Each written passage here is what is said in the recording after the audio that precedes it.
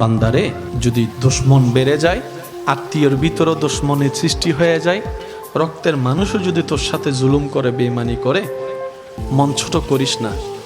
তোদের জীবনের প্রতিটা ক্ষণে কিভাবে মোকাবেলা করবি সেটা প্র্যাকটিক্যাল শিখে নেওয়ার জন্যই আমি প্রত্যেকটা নবীকে এক একটা মুসিবত দিয়ে তোদের জন্য শিক্ষার ব্যবস্থা করে দিয়েছি। সুবহান।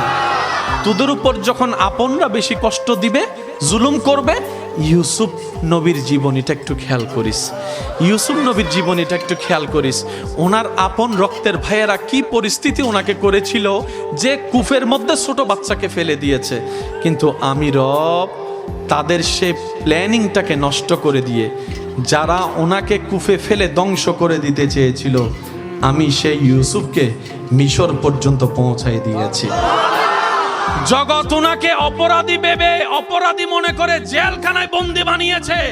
ওনার ধৈর্য শুকরের কারণে আমি আল্লাহ ইউসুফ নবীকে রাজার সিংহাসনে বসিয়ে দিয়েছি। বান্দা, যখন শরীর বেশি অসুস্থ হয়ে যাবে, আমার নবী আইয়ুবের কথা মনে করিস। যখন তোর